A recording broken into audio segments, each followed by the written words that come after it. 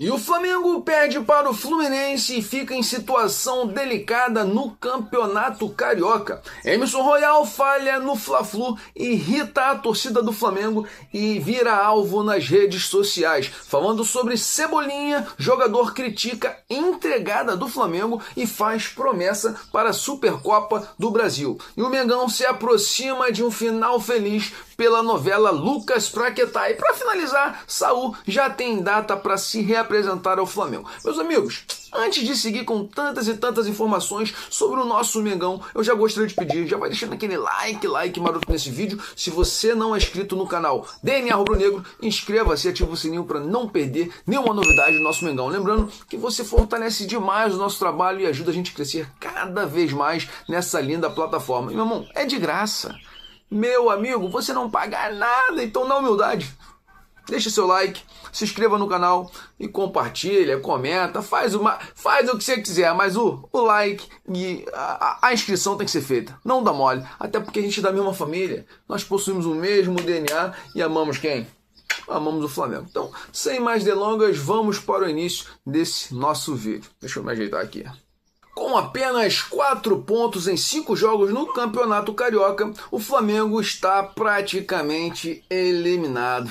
Meus amigos, vamos para a notícia. Quem diria? O tetracampeão da Libertadores deve jogar o quadrangular do rebaixamento do Campeonato Carioca. A situação do Flamengo se complicou demais neste domingo, dia 25, o famoso ontem, com a derrota por 2-1 para o Fluminense no Maracanã pela 4ª rodada do Campeonato Carioca. Desse modo, o Flamengo segue na 5ª posição do Grupo B com apenas 4 pontos em 5 jogos, fora aí da zona de classificação. Além disso, o mais querido tem 2 duelos a mais do que a maioria dos adversários do Campeonato Carioca. Ou seja, só um milagre para avançar às quartas e escapar do quadrangular do rebaixamento. E para você que não viu o jogo, eu vou te contar como é que foi o primeiro tempo. Vamos lá? Por conta das fortes chuvas no Rio de Janeiro, o jogo ficou muito feio com a bola parando nas poças de água. No início da partida, Léo Ortiz recuou para o goleiro Andreu, mas por pouco a dupla rubro-negra não foi traída com a pelota travando antes da hora, meus amigos. Com um duelo inviável, a arbitragem parou o clássico aos 10 minutos do primeiro tempo. O confronto ficou mais de 40 minutos suspenso. Isso porque o clássico foi interrompido por volta das 18h10 e retornou apenas às 18h53. Na volta da partida, o Fluminense entrou mais ligado e tendo a posse de bola, mas o Flamengo esteve próximo de marcar. Aos 26 minutos, Carrascal balançou as redes, porém estava em impedimento. Aos 37 minutos, Andreu fez a primeira defesa com a camisa do Flamengo. Após a bola sobrar livre para Serna, na entrada da área, o goleiro teve muita elasticidade para defender a finalização no cantinho. Falando sobre o segundo tempo, meus amigos, no intervalo o técnico Felipe Luiz fez 2 alterações de vez. Saiu Alan, que tomou o cartão amarelo, dando espaço para Eric Pulgar, que foi poupado no primeiro tempo. Além disso, no ataque, BH entrou na vaga de Pedro. Porém, as mexidas não deram certo. Léo Ortiz tentou sair jogando, errou o passe em uma zona perigosa e armou o contra-ataque do Fluminense. Em saída rápida, Moreno tabelou com John Kennedy e Serna recebeu livre na esquerda. Com tranquilidade, o atacante bateu forte de canhota e abriu o placar aos 6 minutos do segundo tempo. O Flamengo seguia, infelizmente, irreconhecível na partida e o Fluminense matou o jogo logo aos 20 minutos. Depois de escanteio na área, Emerson Royal matou mal a bola e ela sobrou completamente livre para John Kennedy, que da pequena área apenas deslocou o goleiro Andreu. Portanto, 2-0 para o rival tricolor. A equipe de Felipe Luiz até descontou aos 27 minutos. Depois de escanteio na área, Vitão subiu no terceiro andar e cabeceou. No meio do caminho, graças a Deus, Everton Cebolinha, que havia acabado de entrar no lugar de Samuel Lino, testou para o fundo das redes. Com 36 minutos, o camisa 11 quase empatou em finalização também de fora da área. Meus amigos, falando sobre esse resumo que eu fiz para vocês do primeiro tempo e segundo tempo, eu não vou mentir. Léo Ortiz, na jogada, ele foi displicente, tá? Ele tocou mal a bola e gerou um contra-ataque. Mas vou falar uma coisa para vocês. O que é esse Emerson Royal dentro desse time do Flamengo? Meu Deus do céu. É menos um jogador, cara. e de vez em quando é mais um a favor do adversário. Só para a gente ter noção, ok, o primeiro gol teve o erro do Léo Ortiz, culpa do zagueiro. Mas olha só, se a gente for analisar o gol por completo, o Vitão estava um pouco mais atrás, dando cobertura, e lá na lateral direita é quem passa o jogador, o Serna, correndo pra caramba. Ele passa nas costas de quem? Do Emerson Royal. Quando o Emerson Royal percebe que ele está se movimentando para receber o toque da bola, né? Já era tarde demais. O jogador já estava pelo menos 3 metros de distância em arrancada. Emerson Royal tentou correr, alcançar o jogador, mas seu tento não foi suficiente para evitar o primeiro gol. Então, vou falar uma coisa, hein? Primeiro gol teve também um dedinho ali do Emerson Royal. Já no segundo, num cruzamento, irmão, o jogador do Fluminense cabeceou a bola, não me lembro mais quem, mas cabeceou a bola. O camarada, em vez de chutar, ele foi tentar dominar. Que domínio ridículo desse cara, pô. Eu treinei muito, quando eu faço pré-temporada eu jogo muito. Pô, tá de brincadeira, fez um jogo contra o Vasco, mediano. Não jogou isso tudo não, pô. E aí, infelizmente, o Flamengo perdeu o jogo aí em 2 lances de erro da zaga, tá? Dois lances de erro da zaga. E, na minha concepção, o Emerson Royal teve participação nos 2. No primeiro, uma pequena participação, mas que ele deveria estar fazendo uma recomposição ali. Ele tomou bola nas costas, praticamente, tá? Porque o jogador passou pelas costas dele. Já no segundo gol foi escrachado, né? O erro do jogador. Infelizmente. Nesse momento, você deve estar se perguntando quais seriam os cenários para o Flamengo escapar pela briga do rebaixamento. Você deve estar se perguntando, eu vou te falar. Primeiramente, o Flamengo precisa chegar aos 7 pontos no último jogo, contra o Sampaio Corrêa, que vai ocorrer no dia 7, agora de fevereiro. Por outro lado, os principais postulantes não podem alcançar esse número. Em resumo, seria ideal que Boa Vista, Madureira e Nova Iguaçu perdessem os 3 jogos que cada um tem a cumprir. Ainda vale ficar de olho no Maricá, que está só 1 ponto atrás do Flamengo e também possui mais 3 compromissos. Qual o pior cenário, então, para o Flamengo nessa rodada? Você quer saber? O Flamengo pode terminar essa rodada praticamente eliminado se Boa Vista, Madureira e Nova Iguaçu vencerem Vasco, Portuguesa e Volta Redonda, respectivamente. Assim, o rubro-negro não alcançaria mais os 2 primeiros e ficaria 3 pontos atrás do Nova Iguaçu, que possui melhor saldo. Fica um saldo de gol para o Nova Iguaçu contra -4 do Flamengo. Troca de documentos para anúncio de Paquetá no Flamengo tem dia definido. O Flamengo avançou de vez para tentar sacramentar o retorno de Lucas Paquetá e a novela entrou na sua fase mais decisiva. O clube apresentou uma proposta ao West Ham com valores que chegaram a aproximadamente 41 milhões de euros e trata o meia como prioridade absoluta para a temporada. Internamente, a diretoria do Mengão entende que o negócio está bem encaminhado, mas reconhece que ainda existe um ponto central de divergência. O principal entrave da negociação está na forma de pagamento. O Flamengo deseja diluir o valor total em 3 anos, enquanto o West Ham pressiona para receber a quantia em apenas 18 meses, 1 ano e meio. Essa diferença de prazos é hoje o fator que impede o acordo final, mesmo com os valores já considerados satisfatórios por ambas as partes. Assim, o presidente Luiz Eduardo Batista, o famoso BAP, foi transparente ao falar sobre o tema e deixou claro que o clube trabalha diariamente para encontrar um meio termo. Segundo ele, o Flamengo já reduziu bastante a distância em relação ao que os ingleses pedem, mas não pretende comprometer o planejamento financeiro apenas para fechar o negócio. BAP também evitou cravar uma data para a chegada de Paquetá ao Rio de Janeiro, mas admitiu que as conversas estão em estágio extremamente avançado e que tudo evolui em ritmo acelerado. A diretoria entende que a vontade do jogador pesa demais a favor do Flamengo, já que Paquetá deseja retornar ao clube e não considera outros destinos neste momento. Nos bastidores, Flamengo e West Ham já discutem a troca de documentos, etapa que normalmente antecede o anúncio oficial. O fato de Paquetá estar fora dos últimos jogos do clube inglês reforça a percepção de que o ciclo do meia na Premier League está perto do fim, aumentando, é claro, a expectativa por um desfecho positivo nos próximos dias. É claro que eu gostaria de saber de você, torcedor. Flamengo está numa situação aí, ó, de ter oferecido pagamento de 41 milhões de euros em 3 anos, mas o West Ham quer na metade do tempo, em 1 ano e meio. Forçaria a barra, bater no pé, não, só pago em 3 anos, ou já fecharia, pô, temos dinheiro, o BAP já falou isso aí aos 4 cantos do mundo, tenho dinheiro, vou pagar para trazer o Paquetá de forma imediata, pagar nesses 1 ano e meio. O que você faria na situação aí do presidente do Flamengo? E o nosso meia-campista Saúl já tem data para se representar ao Flamengo. É isso mesmo. Saúl Ñíguez, que passou por cirurgia no calcanhar lá na Espanha, tem uma data definida para voltar ao Flamengo e reiniciar seu tratamento com o departamento médico do clube. A intervenção foi realizada no começo de janeiro em Madrid para corrigir dores que ele vinha sentindo há bastante tempo por causa de uma tendinopatia insercional do tendão de Aquiles. Difícil falar isso, hein?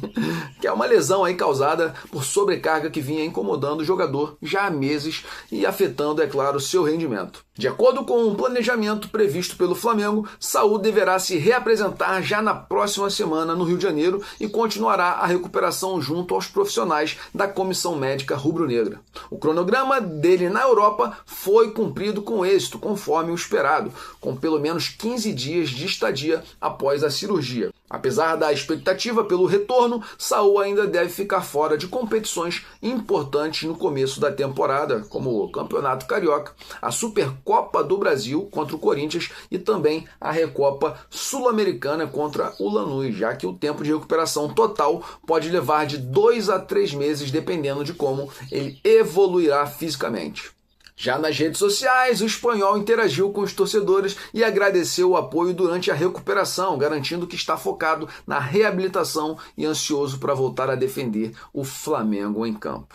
Meus amigos, nesse momento estamos chegando na parte final desse vídeo, onde eu falarei sobre Emerson Royal, Everton, Cebolinha, Vitão e o técnico Felipe Luiz. Vai ser um giro de notícias bem rápido e, gostaria de pedir, fica até o final, porque, você vai curtir demais essas últimas notícias. Então vamos lá. A derrota do Flamengo para o Fluminense por 2-1 pelo Campeonato Carioca virou alvo de críticas pesadas da torcida, especialmente por falhas individuais que custaram caro à equipe. O lateral direito, Emerson Royal, foi muito cobrado pelos torcedores nas redes sociais, sendo apontado como um dos principais responsáveis pelos gols sofridos devido a erros defensivos e problemas de seu posicionamento, e teve seu nome impulsionado entre os temas mais comentados após o clássico. Críticas que lembraram, inclusive, o valor pago pela sua contratação e questionaram aí o custo-benefício do jogador no elenco do Flamengo. Eu já quero te perguntar, irmão, quero saber de você. Você acha que o Flamengo errou na contratação do Emerson Royal? Eu acho que sim. Em relação à titularidade, o Felipe Luiz deve insistir nesse jogador, irmão, como titular, como fez no ano passado, ou tem que lembrar que existe um lateral direito de verdade chamado Varela? Eu não quero induzir a sua resposta, irmão, mas na minha concepção, olha, ele está muito longe do Varela para conseguir assumir a titularidade. Mas eu quero saber a sua opinião. Diz aí, se Emerson Royal faz parte da escalação ideal para você. É claro que nesse jogo não tem como criticar o Felipe Luiz, porque ele afirmou que o departamento médico do Flamengo, disse que Varela só poderia jogar 30 minutos. Então, por isso ele entrou ali no segundo tempo, no lugar do Alexandro. Então a gente já sabe dessa história, porque o próprio Felipe Luiz comentou isso na coletiva pós-jogo. Tá? Mas, durante o ano, insistir em Emerson Royal? Para mim, irmão, esse pó Royal já tá jogando demais, já jogou muito pelo Flamengo. Por mim, pode meter o pé. Criticado no Milan, criticado também no Flamengo. Porque ele veio de lá, meu irmão, praticamente chotado pela torcida, tá? Só para vocês saberem.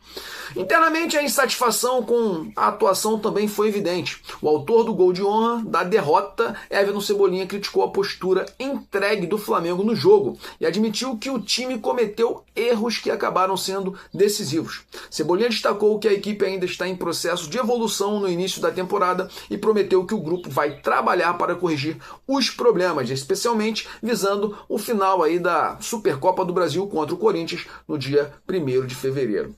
Meu irmão, queria parar aqui também para falar o seguinte. Cebolinha nesse time de Felipe Luiz é titular ou ele tem que ser reserva de Samuel Lino. Já tem tempo que, pra mim, o Everton Cebolinha vem pedindo passagem, mano. Desde o final ali do ano passado, aquele, sei lá, os últimos 6 jogos, 7 jogos, Cebolinha entrava no lugar do Samuel Lino, propondo o jogo, conseguindo driblar muito mais, ser mais ofensivo, dando assistências, coisa que o Samuel Lino não vinha conseguindo. E o Felipe Luiz sempre insistindo no Samuel Lino. De novo, estamos no início da temporada, os jogadores precisam, né, entrar, jogar menos, tá tudo bem. Mas pro ano, pra você, quem joga mais ou quem tem atuado melhor?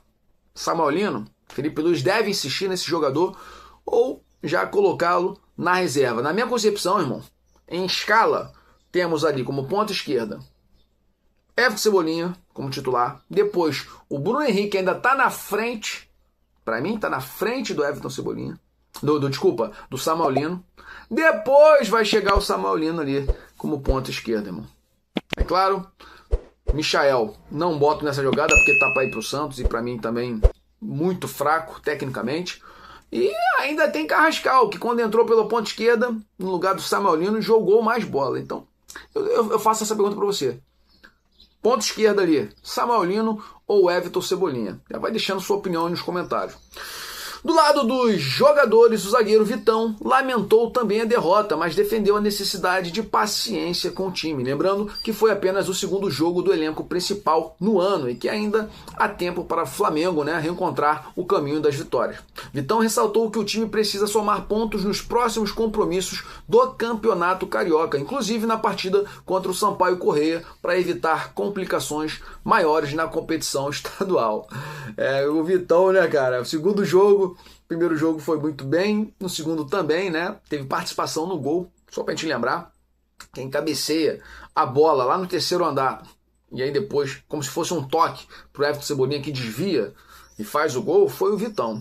Partida de verdade impecável, conseguiu jogar tanto pela esquerda quanto pela direita. O Felipe Luiz fez algumas alterações, transições, né? E foi pela esquerda, infelizmente, né? Quando o Léo Ortiz saiu da direita e foi jogar pela esquerda, nessa movimentação tática do Felipe Luiz, que o jogador, né, o nosso craque ali, a gente brinca, né, o Zico ali, zagueiro, né, é como se fosse o nosso armador da zaga, deu um passe errado e aí teve o contra-ataque no primeiro tempo. Mas como já disse, para mim teve falha também do Emerson Royal, tá, que o jogador passou lá nas costas dele. Infelizmente.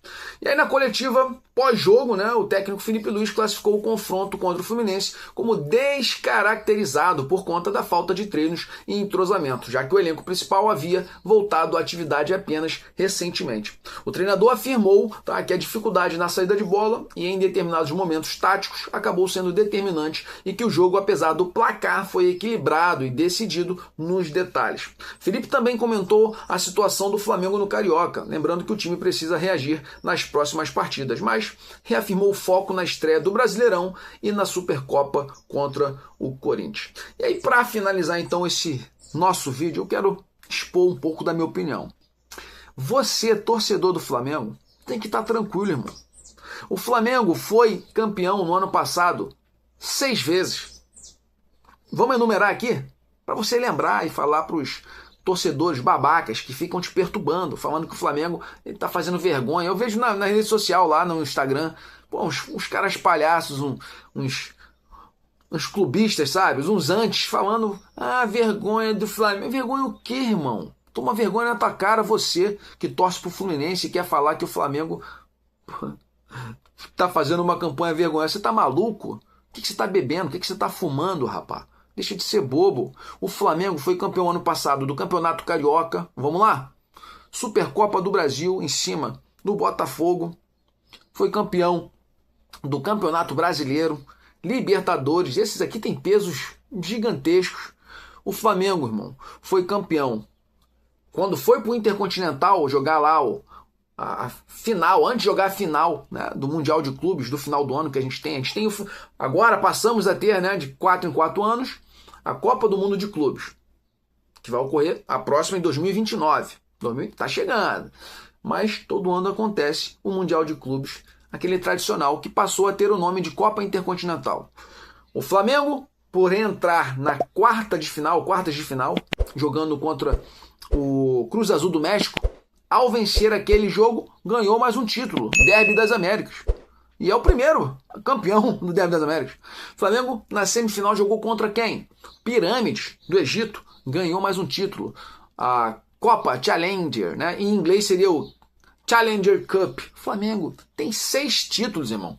Toma vergonha na cara você, torcedor bobo, que torce para qualquer time e é contra o Flamengo. Deixa de ser bobo, rapaz. Você gostaria de estar no meu lugar, no lugar dos flamenguistas, que tem aí, olha, uma excelente campanha em 2025 e terá uma melhor campanha ainda de 2026. Então eu tô tranquilo. Ah, mas o Flamengo tem chance de rebaixado? Nunca, meu irmão, nunca tem chance, nunca terá chance de ser rebaixado. O Flamengo, em anos ruins, não foi rebaixado no Campeonato Brasileiro, que é um campeonato mais difícil.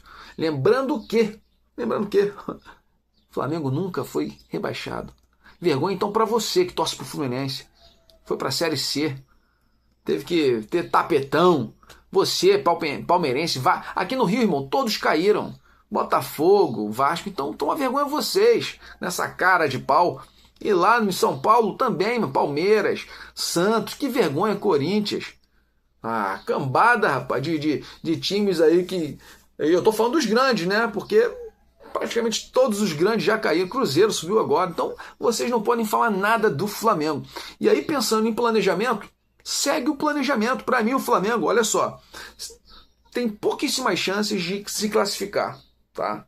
Só um milagre acontecendo. Mas eu nem espero esse milagre. Para mim, o Campeonato Carioca não tem validade alguma.